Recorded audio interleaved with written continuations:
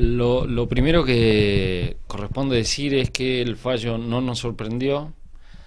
Tanto es así que cuando la defensa de Pintos recurre a casación, nosotros lo primero que hicimos es recusar a los jueces, porque ya habían expresado su animosidad, su prejuicio con la comunidad, se habían extralimitado en su competencia en un fallo en el caso de atentado a la autoridad, que están imputados Fausto Jones Walla y Lautaro González, y ahí habían hecho expresiones agraviantes y prejuiciosas contra la comunidad. En base a esos argumentos, a ese fallo, nosotros lo recusamos, y por la opinión que habían expresado ahí y en otros casos,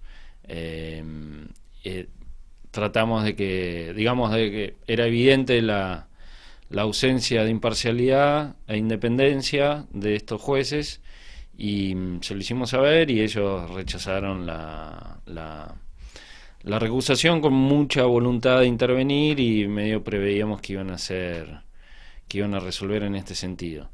Lo que no preveíamos era que iban a ser tan torpes, tan brutos en la forma en que lo hicieron, porque cometieron algunos errores que denotan más animosidad de la que uno podría imaginarse, porque confundieron el lugar donde ocurrieron los hechos. Demasiado curioso, pero ellos creen que el asesinato de Rafita ocurrió en la provincia de Neuquén, y así como lo digo es bastante inverosímil, pero es lo que ocurrió. No solamente confunden dónde ocurrió el hecho, sino que no solamente confunden en el sentido geográfico, político de dónde ocurrió el hecho, sino que creen que el homicidio se produce en el predio que había sido previamente desalojado días anteriores, como que la comunidad, el supuesto enfrentamiento que ellos dicen se produjo cuando la comunidad intenta recuperar el predio que había sido desalojado, y lo cierto que el homicidio ocurre a más de 700 metros ascendiendo por la montaña, muy lejos de donde había sido el desalojo. Ignoran que la persecución fue de la fuerza de seguridad a la comunidad, y eso está perfectamente acreditado porque los primeros rasgos de disparos de armas no letales se produce a 700 metros, y las vainas de plomo se encuentran ascendiendo por la montaña a 300 metros de distancia de las primeras marcaciones de disparos de pintura. Así que bueno, es algo previsible, parte de la pelea y la lucha que se hace, frustrante y dolorosa, para que no solamente el Poder Judicial, sino también parte de la sociedad comprenda que acá hay un gobierno, y me hago cargo de lo que digo, gobiernos anteriores también, desconocen derechos que los gobiernos desconocen derechos que el Estado reconoce a los pueblos originarios y a las comunidades. Otro punto importante que quiero destacar es que claramente los jueces ignoran su función más básica y esencial, que en una república es la división de poderes, y adhieren sin más que ni siquiera es una doctrina, a los exabruptos del poder central, que entienden que la declaración de unas personas tiene más valor que otras, y para justificar, para entender que hubo un enfrentamiento de la comunidad hacia la fuerza de seguridad, se basan exclusivamente en las declaraciones del imputado y de sus compañeros que ascendieron a la montaña. Sebastián, podemos recordarle a la gente, bueno, cuál había sido el fallo de la Cámara Federal de Fisque-Menuco de General Roca, para entender también este fallo del Tribunal de Casación. Sí, cómo no. El fallo de Cámara de mediados de año lo que hace es hace un análisis del contexto político muy interesante, que de alguna manera, con otras palabras, pero lo que dice que en un contexto político donde las fuerzas de seguridad se sienten legitimadas por el poder político, las muertes no son una casualidad, sino que es una derivación de esa política, se sienten legitimadas, y y ocurren estos hechos, que hubo una política de desprestigio con el único fin de justificar una violencia sin límites y, en definitiva, la muerte de un integrante de la comunidad. Lo que la Cámara también reconoció, porque otro elemento que describe la dificultad de este caso es que mismo cuando la APH se presenta aduciendo en base a datos objetivos que Rafael Nahuel se reivindicaba mapuche y los pueblos originales son una población de especial tutela para el derecho argentino y el derecho internacional, eso era una grave violación a los derechos humanos que justificaba la participación de organismos de derechos humanos. No solamente la reivindicación de Rafita como mapuche, sino también la participación de agentes estatales como autores del homicidio. La Cámara reconoció primero que la APH podía participar, dándole la entidad que tiene el caso, que era una posible violación de los derechos humanos, sin adelantando opinión, y cuando tienen que resolver por las apelaciones hechas al procesamiento del juzgado federal sobre que habría habido un enfrentamiento, ellos los descartan porque no hay ninguna prueba de que así ocurrieron los hechos. Lo que está acreditado es que la prefectura, con su grupo especial, con armas subfusiles, que son una especie de ametralladoras, persiguió en el bosque, en la montaña, a la comunidad, no que la comunidad atacó a las fuerzas de seguridad. Bueno, en ese fallo de la Cámara de Fisquemenuco de General Roca, también se había cambiado la carátula, ¿no? Y se había procesado al prefecto Pintos. Exactamente. En primer término lo procesan por homicidio agravado y dictan la prisión preventiva. Después hubo, es cierto, una falta de fundamentación de la prisión preventiva, la revocan y Pintos obtiene su libertad. Yo entiendo que para muchas personas la prisión preventiva de Pintos es importante y lo respeto. Es un elemento, nosotros lo cuestionamos porque no solamente por la gravedad del hecho, sino también porque Pintos seguía integrando la fuerza de seguridad, no había sido apartado y había muchos actos de provocación que justificaban, sin una detención, otras medidas precautorias sobre Pintos. Bueno, la detención, además, es un detalle que, como la Cámara de Casación Penal, que resuelve ayer, tiene una competencia extraordinaria, es decir, no revisa todas las sentencias, sino solamente sentencias definitivas. La sentencia de Cámara tampoco era definitiva. Procesaba con esa calificación, homicidio agravado por el uso de arma de fuego, pero la investigación debía continuar y no era determinante, no era una condena para el integrante del grupo Albatros. Entonces no se justificaba una revisión extraordinaria en una tercera instancia. La prisión fue el argumento que tomó la Cámara de Casación para decir la mera prisión justifica nuestra intervención porque es como un adelanto de pena y puede ser equiparable con una sentencia definitiva. Eso en el momento de aceptar el recurso. En el momento de resolver, que son dos instancias distintas, ya Pintos tienen la libertad y fuerzan la competencia en que es asimilable a sentencia definitiva cuando claramente no lo es. Pero bueno, vuelvo a resaltar que de alguna manera era previsible, conociendo los antecedentes de estos integrantes de la Cámara que habían hecho expresiones agraviantes, estigmatizantes sobre la comunidad y los pueblos originarios. Bueno, entonces, según el análisis que hace la PDH, la intervención de la Cámara de Casación Federal no debería haber sido, teniendo en cuenta que no hay una sentencia definitiva sobre el crimen de Rafael Nahuel.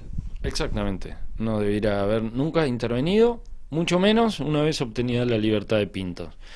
La libertad podría haber justificado la intervención del tribunal porque es asimilable. Si una persona detenida, si está condenada o está procesada, está detenida y no está privada de su libertad, de modo que es asimilable, pero no es asimilable cuando él ya obtuvo la libertad. Son cuestiones procesales que lo único que quiero expresar es la torpeza de la Cámara de Casación, no otra cosa. No son, hay algunas cuestiones, la ciencia jurídica es social y no es matemática, pero hay algunas cuestiones que más o menos hay consenso, y es excepcional que la Cámara de Casación analice un procesamiento y no una condena o un sobreseimiento.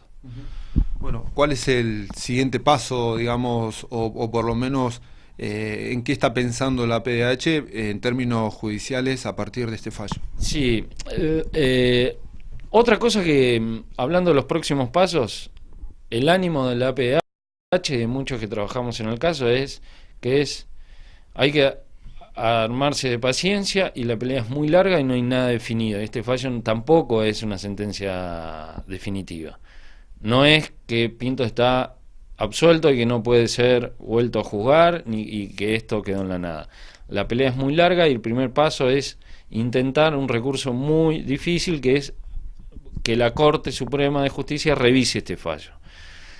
Pero en la inteligencia final de la estrategia que nosotros tenemos es, si esto continúa de esta manera, con una negación de justicia interna en Argentina, esto va a derivar en una condena al Estado argentino. No tengo ninguna duda que es así, porque es un caso de un manifestante reivindicando derechos que se le reconocen en la Constitución, muerto en manos de las fuerzas de seguridad y reivindicado por el Poder Ejecutivo. Un escenario más trágico y más grave no se encuentra en los últimos años en la historia argentina.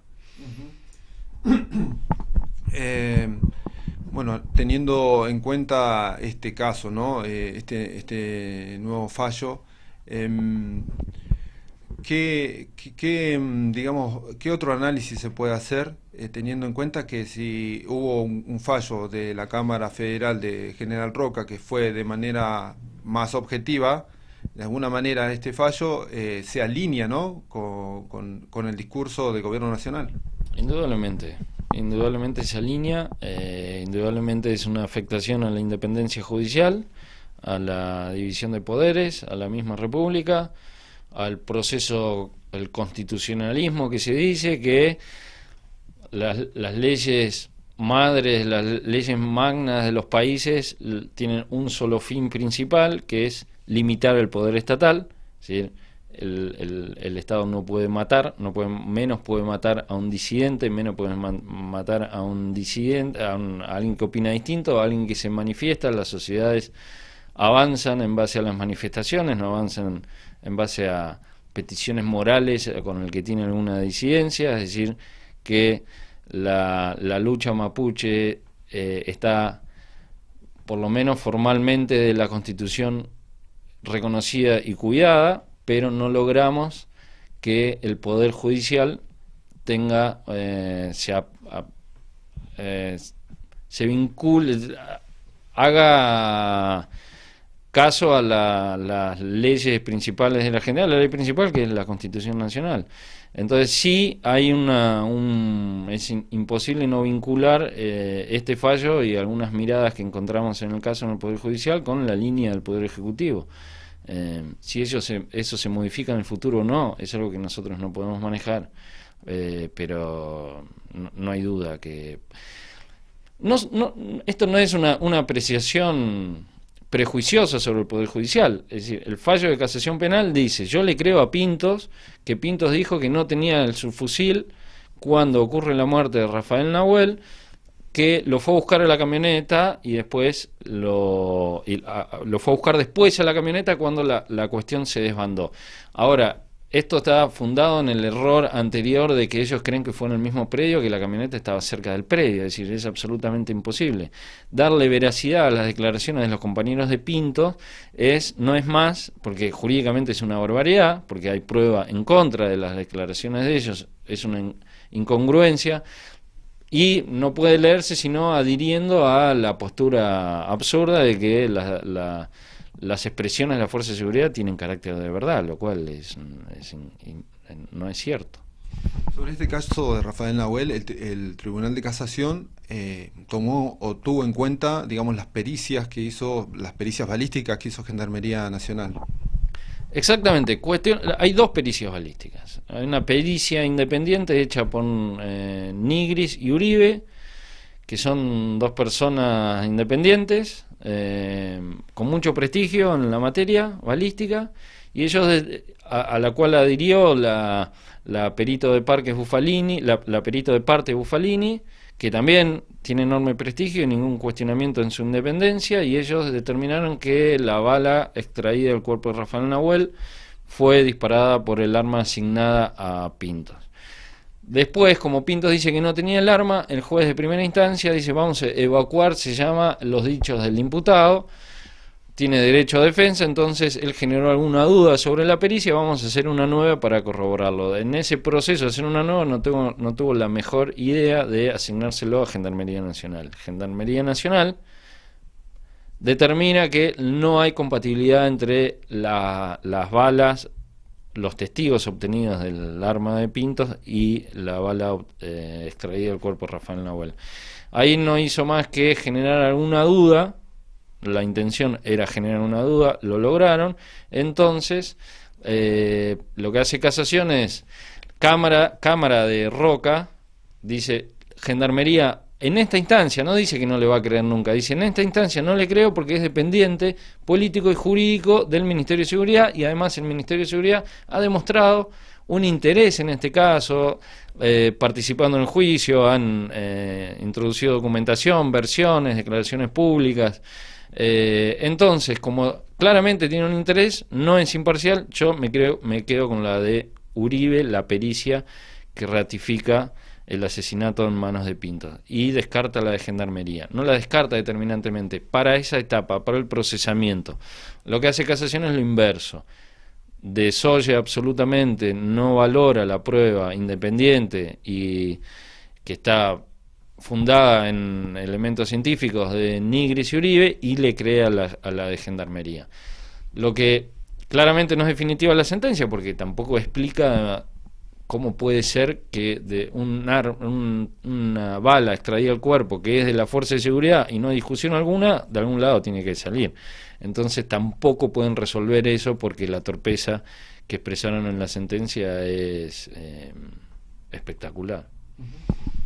Sebastián, han comunicado este fallo a la comunidad, Lafkenmin Kulmapu, donde fue ultimado Rafael Nahuel. ¿Han tenido posibilidad de hablar con la familia de los padres de Rafael Nahuel?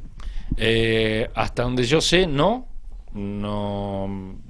sospecho que lo saben, pero yo personalmente no se los comuniqué. Yo no tengo trato personal directo con ellos. Pero bueno, deduzco que lo conocen. Yo personalmente no puedo decir si lo saben o no lo saben, porque lo ignoro. Por supuesto que no es ningún secreto, y buscamos comunicárselo lo antes posible, porque otro indicio de interés que trasciende el caso, la vida de un ciudadano, un manifestante, una persona que se reivindica mapuche, antes de que aparezca en el sistema judicial, que tenemos los abogados que nos notifican, ya lo sabían varios periodistas, lo sabía la ministra de Seguridad. Yo, digamos, deduzco que lo saben. Es una pésima noticia, bastante dolorosa e inexplicable, pero no perdemos las esperanzas, no porque sea un iluso, sino porque esta tampoco es una sentencia definitiva. Bueno, muchas gracias, Sebastián, y bueno, vamos a estar atentos a ver qué tipo de novedades siguen, ¿no? Con relación a este caso, que entendemos hoy es 25 de octubre, en un mes más se van a cumplir 2 años, ¿no?, de este crimen. Así es, sí, 2 años, un tiempo suficiente como para que las instituciones argentinas hubiesen resuelto este caso, que no tiene ninguna complejidad científica pericial, tiene solamente la complejidad política y prejuiciosa de un sector del poder y un sector de la sociedad. Si acá existiera una justicia independiente, no digo que toda no la es, pero por lo menos la que está participando, gran parte de los magistrados que han participado en estos casos han demostrado poca capacidad para mostrarse independientes, y 2 años es un plazo muy grave para el Estado argentino, para resolver un caso que las armas estaban todas identificadas, estaban asignadas, la bala está identificada, no tiene ninguna complejidad que justifique o explique 2 años